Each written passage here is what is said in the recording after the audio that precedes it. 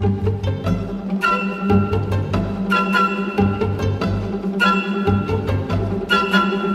popular FX satire sitcom It's Always Sunny in Philadelphia, or Sunny for short, has been on air since 2005 and has an astounding 15 seasons, with a 16th on the way. The show was created by and stars Rob McElhenney as Mac, along with Charlie Day as Charlie and Glenn Howerton as Dennis. Caitlin Olsen also stars as Dee, and Danny DeVito joined the cast as Frank in Season 2. The show follows these 5 characters, or the gang, as they run Patty's Pub and get themselves into wild adventures. In an interview with Howerton describes the show as a social commentary. Our characters really are supposed to be the worst versions of you, the worst impulses that we all have as people, that you're getting to see these characters act out, and there's a wish fulfillment to it. The members of the game are misogynistic, homophobic, transphobic, racist, sexist, and about a dozen other things. Despite having such a deplorable cast of characters, the show continues to have a strong following 17 years later. However, shows that go on for that long cannot stay the same forever. Along with an obviously higher production budget, the way Sunny tackles topical issues has changed since it started airing. In 2 infamous episodes, one from Season 6 titled Dee Reynolds, Shaping America's Youth, and another from Season 9 titled The Gang Makes Lethal Weapon 6. Dee and Mac dress in blackface to make their own versions of Lethal Weapon 5 and 6. These instances are directly addressed in the Season 15 episode The Gang Makes Lethal Weapon 7. Both characters recognize that it was wrong for them to dress in blackface, so they decide to hire a real black actor to play the roles of Roger and Rhiannon Murtaugh.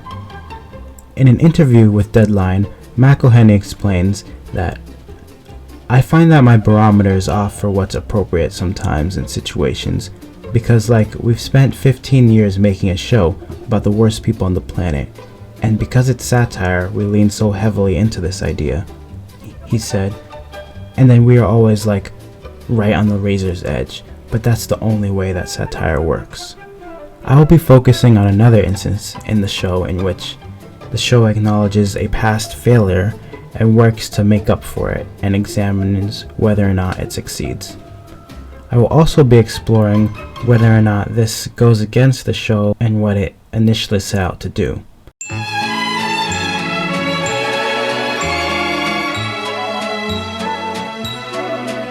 Throughout the entirety of Sunny, members of the gang constantly claim that they know Mac is gay. But Mac is in constant denial until the finale of Season 11, where Mac comes out of the closet, but then goes back in the next episode. In Season 12, Mac comes out again, but for real this time.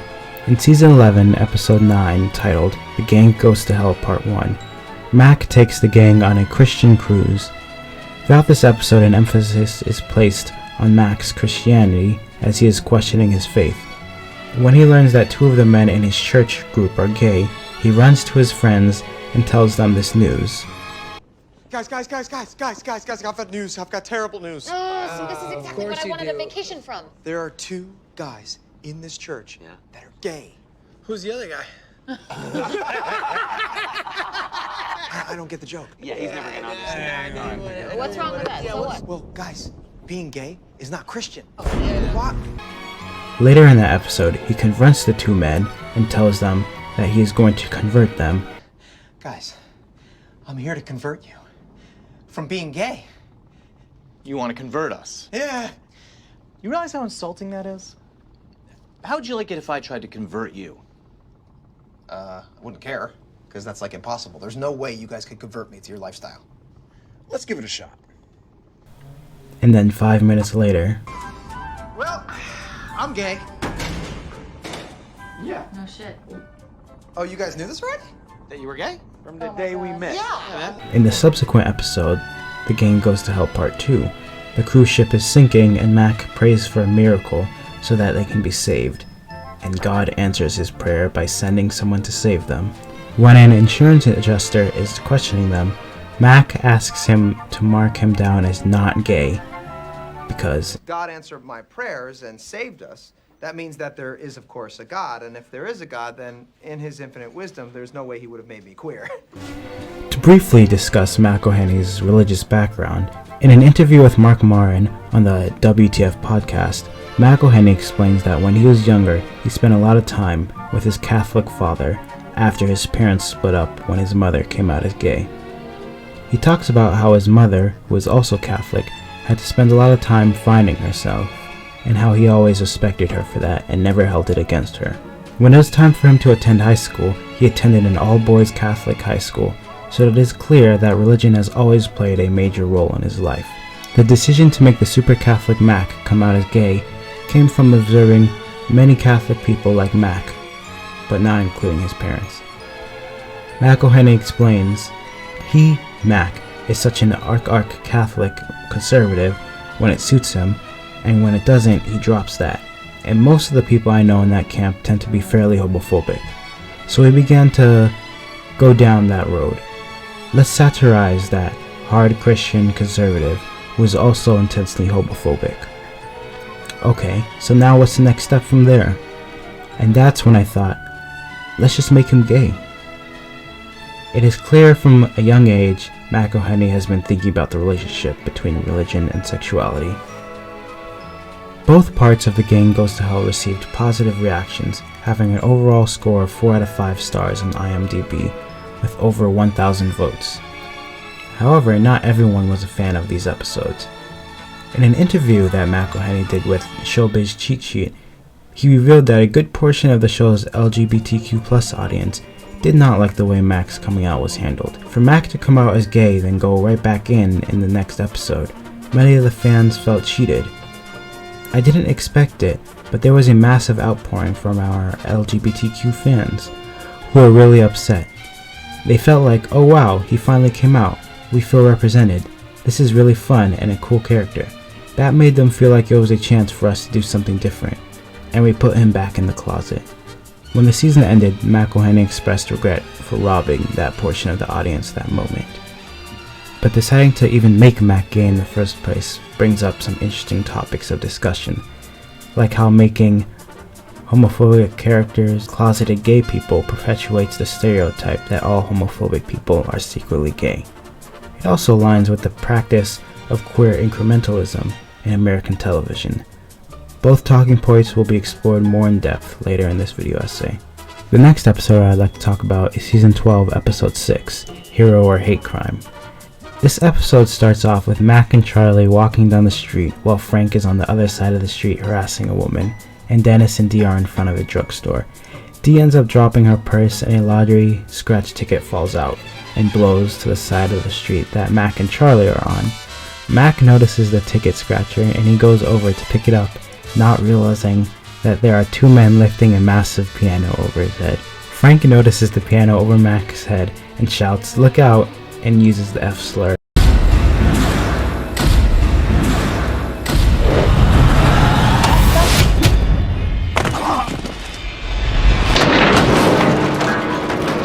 The gang ends up hiring an arbitration attorney, not to find out whether or not Frank committed a hate crime, but to find out who has legal ownership of the $2 lottery scratcher. As Mac is arguing his case, he says, for some reason, Frank thinks I'm gay, and everyone rolls their eyes because they know that he is gay. After they change arbiters for a second time, the third arbiter says that what Frank said technically isn't hate speech because Mac does not claim to be gay, and Mac responds with, Oh. Oh, does that mean if I claim to be gay, I get all of it? Well, yes. You would be entitled to keep all of it. I claim to be gay! No! Mac gets full ownership of the ticket. He scratches it and he ends up winning $10,000. After Mac wins, they tell him that he can go back to being in the closet because that's what they think he'll do. But he responds with, Well, you signed the thing, you got your money. Just go back in the Do it closet. now, in front of her. You know you're gonna do it, so you might as well just do it. Yeah. I don't know, maybe I'll stay out. Really? Yeah. It doesn't matter. You can just go back in. You signed the paper. Yeah, I mean, you got your money. No, I think I'm out now. Yeah, I'm gay. Actually feels pretty good. See you guys. Tender music plays, and when Mac leaves, the gang congratulates him and say that they're happy for him. Then they get the bill and decide to make Mac pay, but decide to wait until the next day to tell him.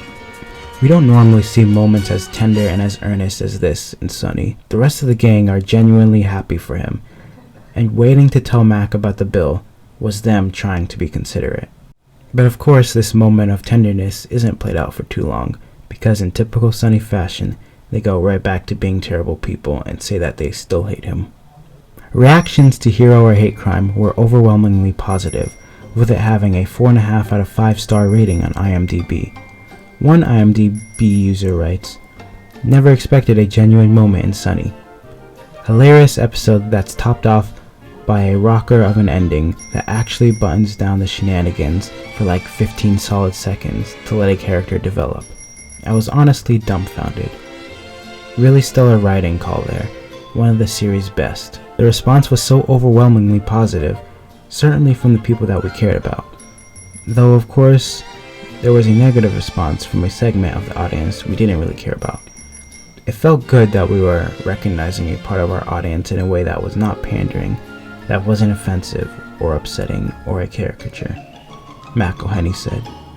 After such a positive reaction to Mac's coming out in Hero or Hate Crime, we get to see more of Mac's inner turmoil about his sexuality, religion, and relationship with his father in the finale of season 13, titled Mac Finds His Pride.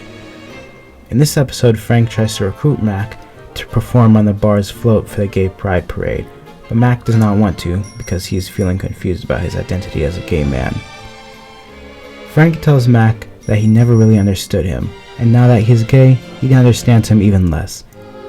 He agrees to help Mac find his pride so that he can be on the float. Frank then takes Mac to a gay BDSM bar and a drag show, and Mac clearly does not feel like he belongs in either of these places. So Frank gets upset because they are running out of time.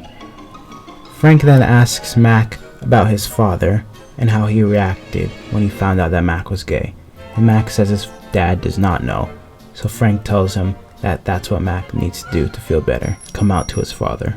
Mac and Frank visit Mac's father in prison, and Mac doesn't tell him. Once they leave, Mac gets upset with Frank because he wants to come out to his father in his own way. Frank gets fed up and forgets about the float altogether and decides to help Mac come out in his way. At the end of the episode, they go back to the prison and Mac performs a beautiful dance number in front of his father and the rest of the inmates. Mac tells his father that he is gay, but his father won't accept it, and he walks out. Although Mac's relationship with his father seems to be over, Frank gains a new understanding of him and is brought to tears by Mac's performance. Once again, reactions to this episode were positive, with it having 4 out of 5 stars on IMDb, with over 4,000 votes. Although we have seen emotional moments like this in Sonny before, particularly at the end of Hero or Hate Crime, it has never been done like this. While the episode is comedic, it takes Mac's inner turmoil very seriously and has fewer laughs than most episodes of Sonny. The last 5 minutes ditches all of the jokes and devotes its entirety to Mac's dance number. The dance itself is quite abstract, but there is meaning behind it. He explains to Frank that the woman he is dancing with is supposed to represent God, and at the end of the dance, the woman hugs him as he cries, and she tells him it's okay. This is the culmination of Mac's arc. He has finally come to terms with his identity as a Catholic man and as a gay man. I get it.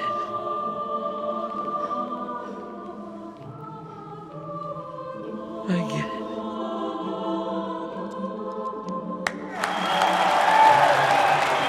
it. In the past, he saw these identities as conflicting, but he now realizes that they can coexist. Although he does seemingly lose his father, he finds a potential one in Frank, who finally understands him. It is difficult to say whether or not this episode changed Mac and Frank's relationship at all in subsequent episodes, but there is no doubt that for at least a moment, Frank was the only person that truly understood Mac. Mac coming out as gay has potentially raised a set of problems for the show. One of them is that it follows the trend of queer incrementalism. In his essay, Queer Incrementalism and the Emancipatory Rhetoric of FX's It's Always Sunny in Philadelphia, Michael Johnson Jr. argues that It's Always Sunny dramatizes the dysfunctional quality of Mac's character, his relationships, and the status of the same-sex desire on the series, whereby Mac's sexual identity is incrementally revealed over the course of 13 seasons. He contends that FX has found a safe and profitable way to introduce more queer elements into the show over long periods of time. The television industry is increasingly using gay-themed content to narrowcast to a distinct audience segment that often includes, but is not limited to, gay male viewers, a demographic that has become known as the quality audience in media parlance. This strategy simultaneously brings in new audience members while not neglecting established audiences. Additionally, having Mac struggle with his sexuality for 13 seasons makes him fall into the tortured gay stereotype. This stereotype perpetuates the myth that all gay people are unhappy because they are constantly struggling with their sexuality, therefore normalizing a sense of internalized homophobia among gay people. Louise Staples writes for The Independent and says in response to McElhenney's comment about why they made Mac gay, "As a gay man, I agree that this storyline is a comment on hypocrisy. I just doubt that it's the type that McElhenney was meaning to explore. Despite his good intentions, it's a shame that this plot panders to the well-trodden myth that most homophobes are, deep down, just closeted gay men. The hypocrisy, then, is straight people dreaming up storylines which position gay people as the primary espousers of the homophobia that they, as a demographic, created, spread, and continue to maintain." In Hollis Griffin's essay, Queerness, the Quality Audience, and Comedy Central's Reno 911, discussing the polysemy of television, he quotes Horace Newcomb and Paul Hirsch, saying, "Television serves as a cultural forum wherein texts provide a multiplicity of meanings, are structured by a complexity of conflicting viewpoints of social issues, and foster a wide range of interpretations among viewers. It is difficult to critically analyze a show like It's Always Sunny in Philadelphia because it is satire. There are so many different things viewers can extrapolate from each episode. It seems as though McElhenney and the rest of the show's creators had a clear vision of what they wanted to say with Mac's character. According to Carnal Condren, all these specifications of satire do share, however, is an element of censoriousness. Mac is clearly a commentary on the homophobia that McElhenney has witnessed in the Catholic Church. Although Mac coming out as gay does encourage discussions about homophobia within the Catholic Church, his coming out ends up falling victim to several stereotypes that gay characters often do in television. At the same time, it also allows the show to embrace a new form of storytelling, where it allows its characters to grow, even if it's just for a little bit. It's Always Sunny in Philadelphia has not lost sight of its roots. The show is still about the worst people in the world. We still love to look down and laugh at these characters, knowing that they represent the worst of all of us. It's just that now we may start seeing just a tiny bit more than the worst of us in them.